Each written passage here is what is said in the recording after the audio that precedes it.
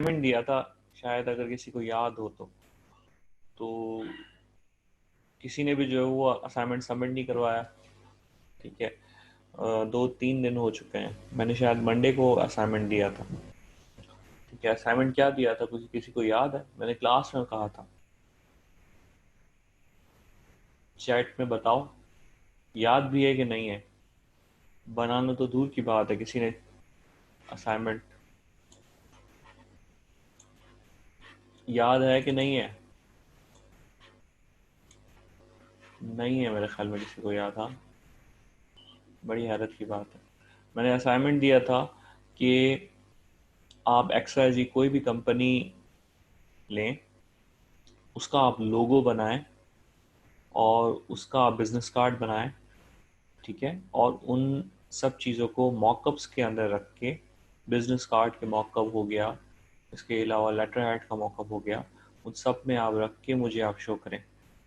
ये एक सिंपल सा असाइनमेंट था और इसके लिए मैंने ये मंडे को होप सो दिया था, या शायद उससे भी पहले दिया था।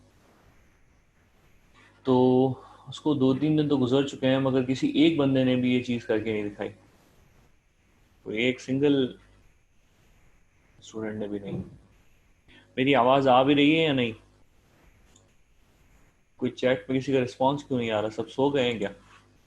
जी आ रही है आवाज सर। हाँ, तो ये असाइनमेंट किसी का नहीं आया। फिर आप कहते हैं कि सर असाइनमेंट नहीं देते। अच्छा खैर, तो प्लीज़ जो है वो प्रैक्टिस करें और असाइनमेंट के ऊपर काम करें। ठीक है, मैं आपको अपने हिसाब से तो चीज़ें बता रहा हूँ, मगर जब आप मिस्टेक करेंगे तो मैं पॉइंट आउट करूँगा ना। जब आप प्रैक्टिस नहीं करेंगे, मिस्टेक क्लास ख़त्म हो जाएगी, उसके बाद जब मैं पॉइंट आउट करूँगा, मैं उसके बाद नहीं पॉइंट आउट कर सकता, क्योंकि क्लास ख़त्म हो जाएगी, कोर्स ख़त्म हो जाएगा। फिर आप किससे कहेंगे ये चीज़ सही है गलत है? हर बंदा जो है वो कहता है कि बस वो परफेक्ट है। कोई भी बंदा परफेक्ट नहीं होता, मिस्टेक्स हर बंदे करते हैं। ठीक है, तो आपको प्रैक्टिस करके दिखाना चाहिए। अच्छा, लास्ट क्लास हमने फोटोशॉप की काफ़ी चीज़ें हमने कवर अप की थी। ठीक है, एक छोटी सी चीज़ जो है वो, जो मैं लास्ट क्लास में भूल गया था। ठीक है, जो मैंने कहा कि आज मैं आपको वो कवर अप करके, छोटी सी चीज़ है, वो बता के फिर आगे बढ़ते हैं फोटोशॉप की। वो ये कि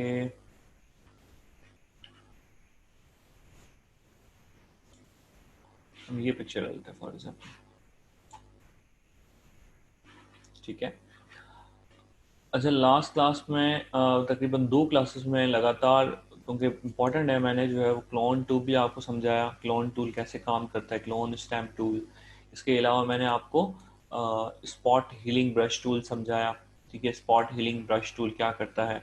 ठीक है, जो दाने वाली एक पिक्चर थी उससे मैंने बड़ा अच्छा आपको मिसाल दिया था।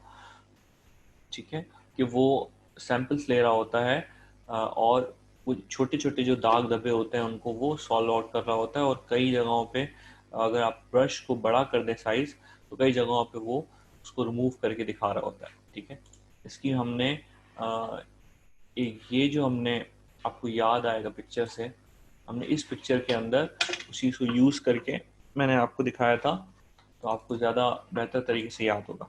ठीक है, हमने जो है वो यहाँ से ये स्विच गायब कर दिए थे, LCD भी गायब कर दी थी, और कुछ हद तक जो है वो हमने स्प्लिट भी गायब किया था, रिमोट गायब कर दिया था। ठीक है, याद है? ठीक है, लाइक दैट।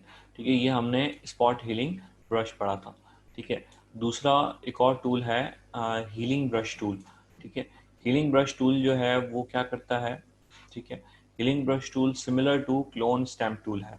ठीक है, ये भी इस तरह से यूज़ हो रहा होता है कि आप किसी एक पॉइंट से, जैसे क्लोन स्टैम्प टूल से आप उसका सैंपल ले रहे होते थे, इसी तरह से आप इसका भी सैंपल ले रहे होते हैं एक जगह से।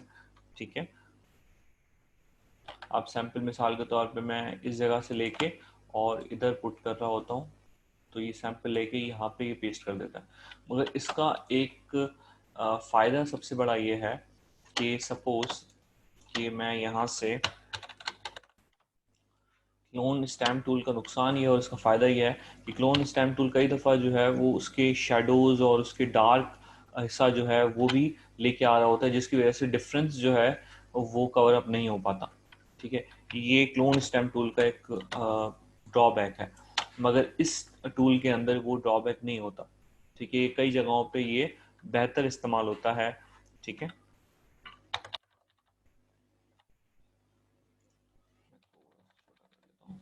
ये अभी ये इस तरह का ऑरेंज कलर इसलिए आ रहा है कि मैंने अभी भी सैंपल जो लिया हुआ था वो इस वॉल से लिया हुआ था, तो अभी भी सैंपल क्योंकि इधर वॉल का लिया हुआ था तो अभी भी ये वही चीज़ दिखा रहा है।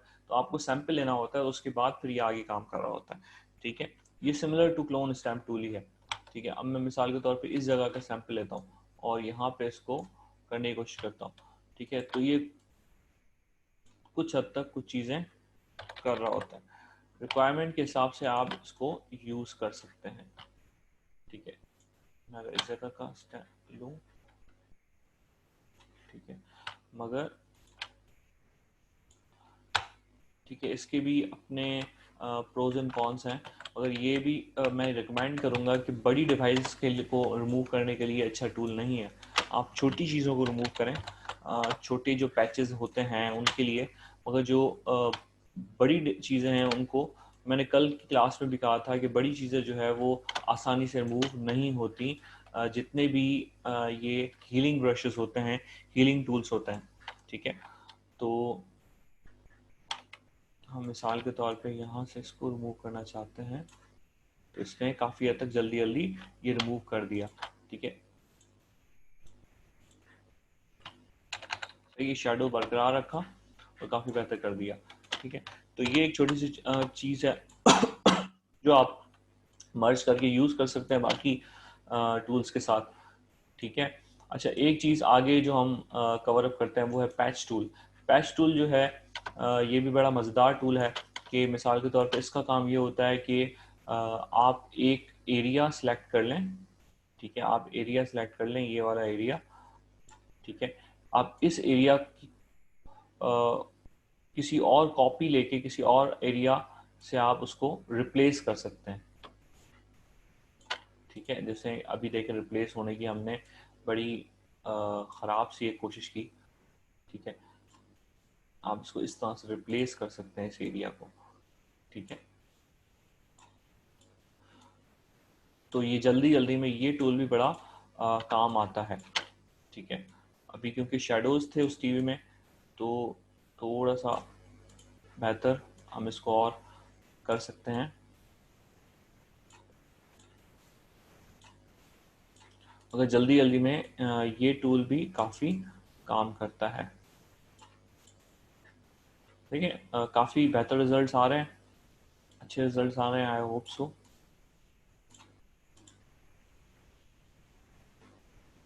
ठीक है,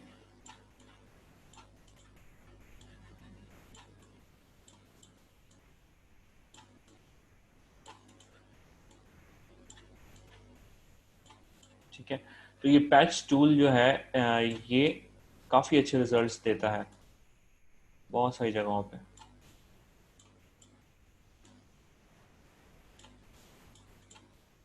लाइक दैट। ठीक है, देखिए पूरी कंप्लीट तरीके से वॉल से जो है वो एलसीडी गायब हो चुकी है।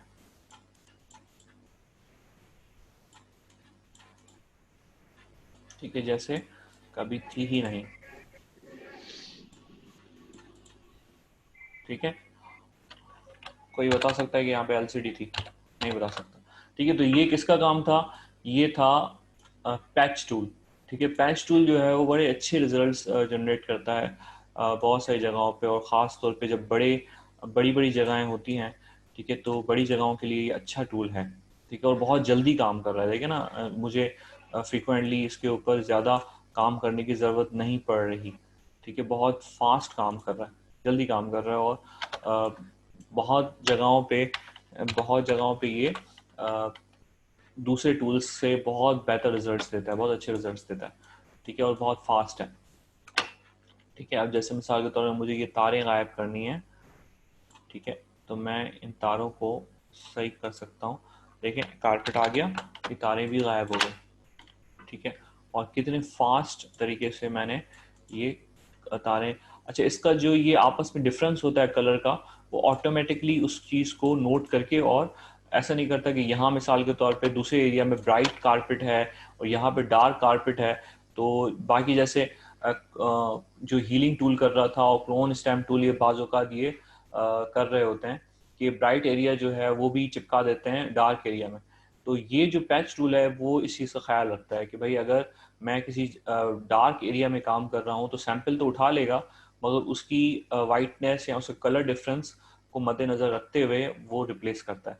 ठीक है, तो इसका सबसे बड़ा ये बहुत अच्छा एडवांटेज है। ठीक है ना, यहाँ पे देखें वाइट कलर है तो इसको वाइट कलर को उसने बरकरार रखा। ठीक है, अगर मैं ये कहूँ कि भाई यहाँ का मुझे डार्क कलर लेके आना है इधर, तो फॉर एग्जांपल मैं इधर डार्क कारपेट का ये सैंपल दूं तो भी ये नहीं करेगा। तो उस एरिया में, जिस एरिया में जब डिफरेंस है कलर का, तो वो उसको बरकरार रखता है। तो इसका एक सबसे बड़ा बेनिफिट ये है। ठीक है, ठीक है, अब आप इसको जब प्रैक्टिस करेंगे तो आगे और बात समझ में आएगी। मैं और फर्दर इसके ऊपर नहीं टाइम ज़ाया कर रहा। अच्छा, दूसरी बात यह है कि एक टूल है ब्लर टूल। ठीक है, बहुत छोटा सा टूल है, इस टूल किट के अंदर तो मौजूद है मगर इतना ज़्यादा यूज़ नहीं होता। लोग कम यूज़ करते हैं, पहले लोग यूज़ किया करते थे इन टूल्स को। ये यहाँ पे ब्लर टूल है, शार्पन टूल है, स्मच टूल है। ठीक है, ये अब ज़्यादा यूज़ नहीं होते। उसकी वजह यह है कि हमारे पास लेयर्स के साथ हम जो है वो बहुत सारे और इफ़ेक्ट्स के साथ काम अंजाम कर देते हैं, तो हमें अब इन टूल्स की इतनी ज़रूरत नहीं होती। मगर मैं एक थोड़ा सा गो थ्रू दे देता हूँ आपको इन टूल्स का कि ये हैं तो ये क्या हैं। ठीक है, या आप खुद भी इनको यूज़ कर सकते हैं, कोई इतना रॉकेट साइंस नहीं है, बहुत इजी टूल्स हैं। नाम से ही आपको पता चला है ब्लर टूल है मिसाल के तौर पे, तो वो ब्लर कर रहा होगा किसी एक एरिया को। फॉर एग्जांपल यहाँ पे अगर मैं जूम करके आपको दिखाऊं, मुझे अगर इस चीज़ को अगर ब्लर करना है तो ये हल्का सा ब्लर करता जा रहा है। मैं इसको क्लिक करके इसको बार बार इसके ऊपर घुमाऊंगा तो ये ब्लर करता चला जा रहा है। ठीक है, तो ये इस तरह से है। ओके, ठीक है, सही है। यहाँ पे मैं इसको अगर ब्लर करना चाहूँ हल्का हल्का सा, तो ये ब्लर हो जाएगा। ठीक है, तो ये ब्लर टूल का जो है वो काम ये है। ठीक है, उसके बाद शार्पन टूल है। शार्पन टूल का काम क्या है, अगर मैं कोई अ, बंदा या बंदी ले लूँ तो शायद बेहतर समझ में आएगा।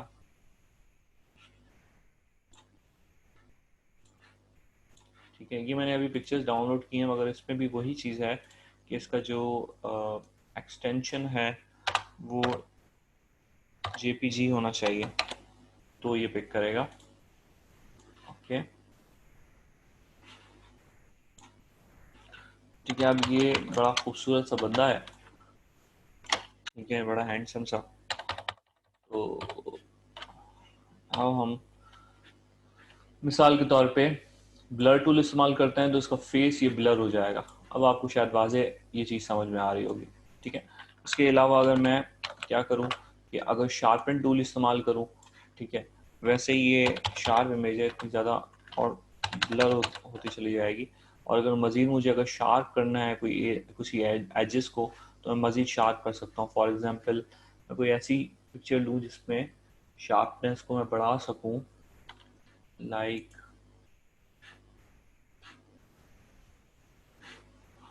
ये वाली ले लेते हैं। ठीक है, अब यहाँ पे जो है ये बहुत सारी चीज़ों में धुंधलापन है। ठीक है, अगर मैं शार्पनेस इनकी बढ़ा दूँ, अब देखें, अब आपको इस इमेज के अंदर शार्पनेस नज़र आएगी बढ़ी हुई।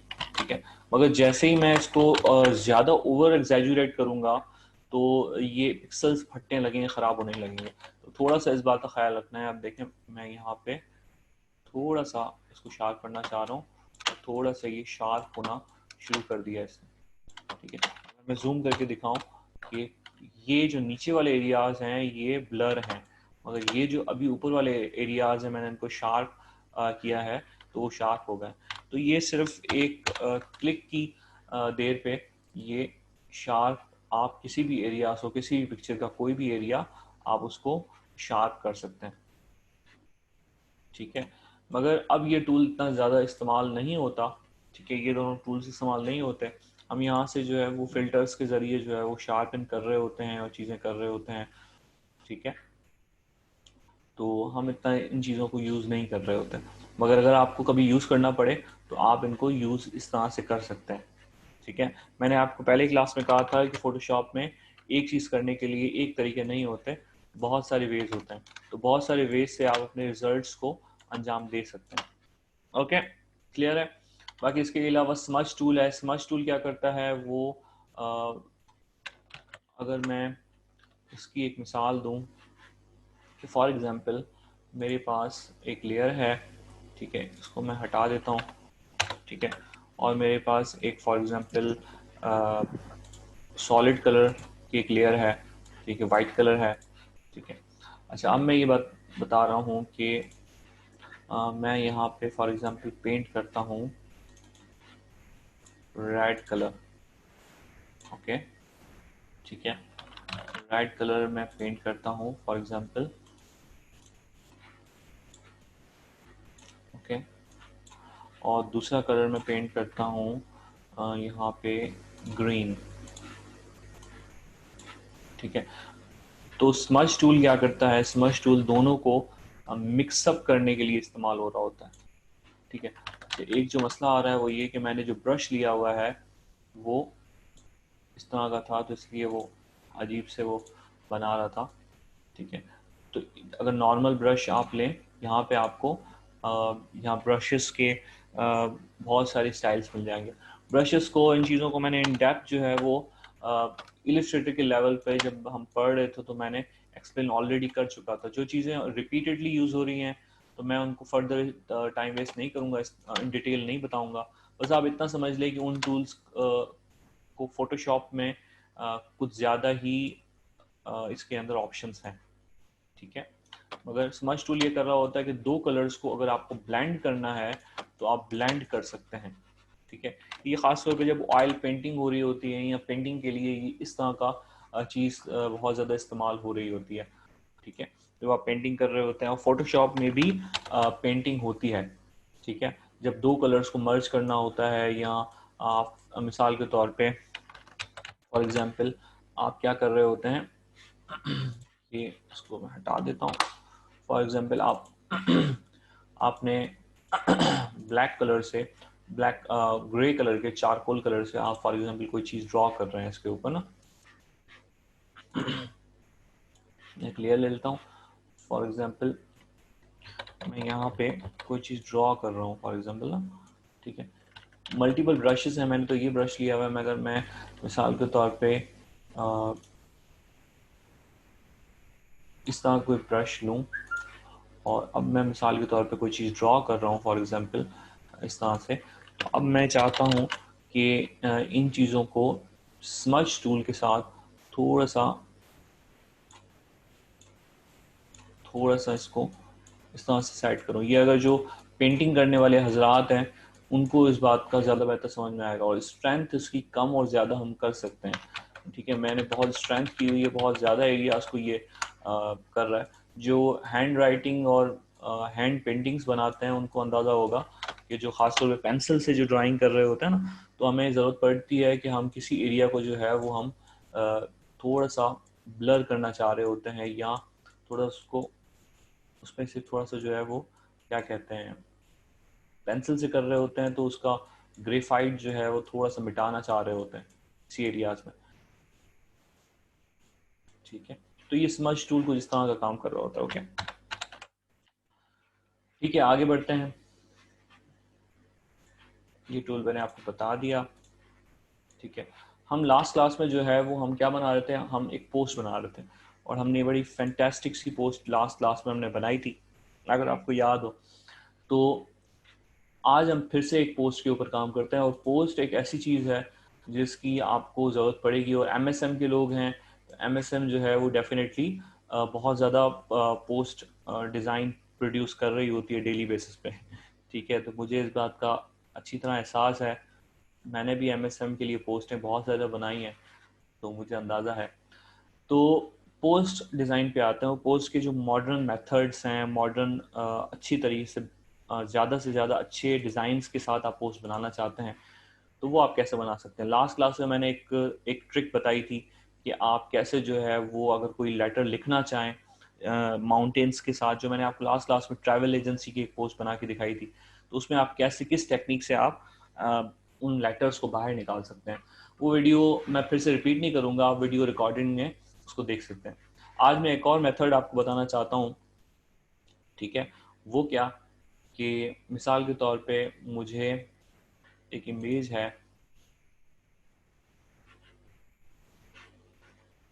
ठीक है, लाइक दिस, मगर ये इमेज नहीं आ रही। तो क्यों नहीं आ रही? क्योंकि इसको मुझे जेपीजी फॉर्मेट में करना है। यस, ठीक है, ये एक पिक्चर है, ठीक है। अब मुझे क्या करना है, मैं अभी आपको थोड़ी देर में बताता हूँ, ठीक है। ये पिक्चर है, ठीक है। पहले तो सबसे पहले मुझे इस पिक्चर में से इस बंदी को काट लेना है, आपस इसको रिमूव करना है, इसका बैकग्राउंड, ठीक है। इसको सेपरेट करना है, ठीक है। तो सेपरेट मैं कैसे करूँगा? मैंने बहुत सारे टूल्स आपको बताए थे, ठीक है। फॉर एग्जांपल मैं क्विक सिलेक्शन टूल इस्तेमाल करता हूँ और उसको क्विकली सिलेक्ट कर लेता हूँ।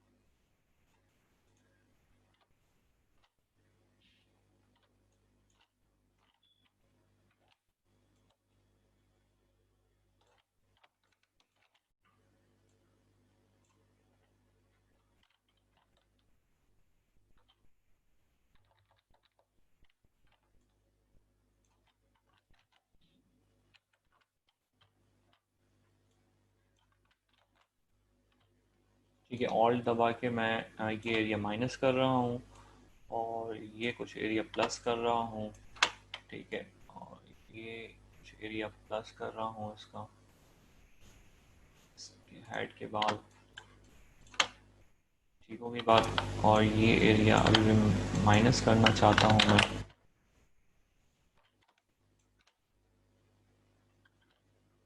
ये एरिया में मुझे प्लस करना है। बड़ी खुशी की बात है कि सिस्टर्स जो है वो डिज़ाइनिंग में इंटरेस्ट रख रही हैं और सीख रही हैं, ठीक है। और बॉयज़ को पता नहीं क्या हुआ है, ठीक है। और ये बड़ी अफसोस की बात है। तो मैंने ये अफसोस और खुशी का इजहार मैंने पहले भी कर चुका हूँ कि बॉयज़ जो है वो इंटरेस्ट नहीं दिखा रहे, गर्ल्स इंटरेस्ट दिखा रही हैं। गर्ल्स के लिए अच्छी बात यह है कि ये फील्ड ऐसी है कि वो इसके अंदर ख़ास तौर पे लेडीज़ के लिए, गर्ल्स के लिए ये काम बड़ा अच्छा है, ठीक है। और कराची में यहाँ पे जो गर्ल्स हैं, कराची में जो है वो मैंने कई इंडस्ट्रीज़ में काम किया है और ग्राफिक डिज़ाइनिंग की गर्ल्स बहुत ज़्यादा ऑफिस में होती हैं जो ग्राफिक डिज़ाइनिंग के ऊपर काम कर रही होती हैं। और as a graphic designer girls की भी काफ़ी डिमांड है मार्केट के अंदर, ठीक है। इसके अलावा फ्रीलांसिंग के अंदर भी गर्ल्स बहुत अच्छा काम कर रही हैं। बहुत सारी गर्ल्स का बी हैंड्स पे पोर्टफोलियो है, बहुत अच्छा काम कर रही हैं ओवरऑल। खैर, ठीक है, मैं इसको क्या कर लेता हूँ, मैंने इसको मास्क कर दिया, ठीक है। मैंने इसको मास्क कर दिया है, ठीक है।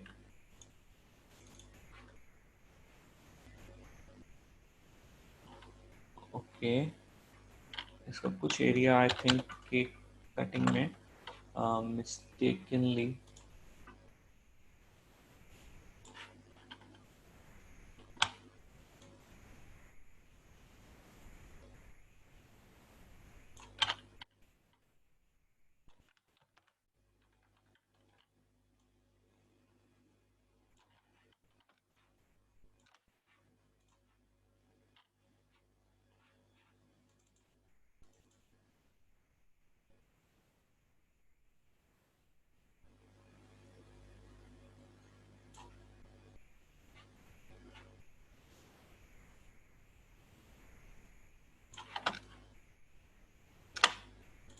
खैर ठीक है। अब थोड़ा सा यहाँ से आई थिंक सो ख़राब हो रहा है।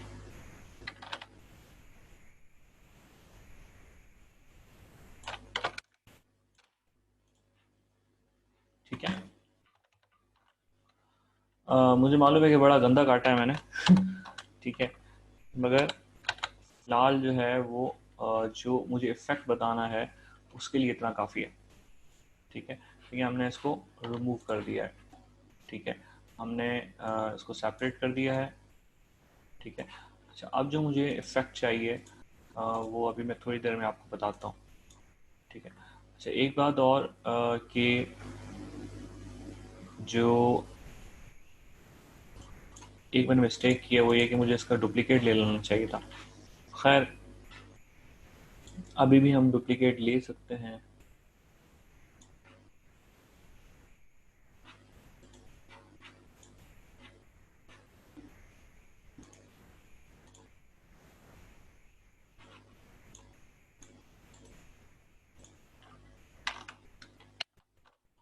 खैर, आगे बढ़ते हैं। ठीक है, अगर फॉर एग्जांपल ये मैंने इसको कट ऑफ किया है, ठीक है, और उसके बाद फिर मैं इसके बैकग्राउंड में कोई चीज़ रखना चाहता हूँ। ठीक है, लाइक दैट। ठीक है, और यहाँ पे फॉर एग्जांपल मैंने एक सॉलिड कलर दे दिया है और सॉलिड ग्रे कलर दे रहा हूँ। ठीक है, और फॉर एग्जांपल मैं इसको नन कर दूँ। ठीक है, और इसका ये इस साइड पे ये जो प्रॉपर्टीज़ पैनल है ना, ये आपका जब बहुत काम देता है। ठीक है, प्रॉपर्टीज़ पैनल मैं अभी थोड़ी देर में फिर बता देता हूँ प्रॉपर्टीज़ पैनल कैसे आएगा। ठीक है, और यहाँ पे प्रॉपर्टीज़ पैनल के अंदर आपको जो इलिस्ट्रेटर में स्ट्रोक हुआ करता था वो यहाँ पे आपको नज़र आएगा, स्ट्रोक इस जगह पे। ठीक है, आप इसकी थोड़ी सी पीटी बढ़ा दें। ठीक है, स्ट्रोक की, और आप लाइक दैट। ठीक है, ये आप कर दें। सही है। अब आप मैं अभी थोड़ी देर में प्रॉपर्टीज़ पैनल को बता देता हूँ प्रॉपर्टीज़ पैनल कैसे खुलता है। ठीक है, प्रॉपर्टीज़ पैनल आपका यहाँ पे होता है, इस जगह पे, इस पैनल में प्रॉपर्टीज़ पैनल आपको यहाँ विजिबल होता है। ठीक है। अच्छा, इसका कलर मैं कुछ और देना चाहता हूँ, आई थिंक सो ग्रे। हाँ, ये वाला ग्रे सही है। ठीक है। अच्छा, अब मुझे क्या इफेक्ट लेके आना है अभी थोड़ी देर में आपको बताता हूँ। ठीक है, मुझे ये नीचे लेके जाना है। ठीक है, अब ज़रा देखिए कि ये जो इसके पाँव हैं वो इसमें से एक बाहर निकलते हुए आपको फील हो रहे हैं। ठीक है, और अगर मैं थोड़ा सा और बेहतर पता चलेगा अगर मैं प्रॉपर्टीज़ पैनल में इसको मैं थोड़ा सा ग्रे कलर दे दूँ, लाइक दैट, और डार्क ग्रे कलर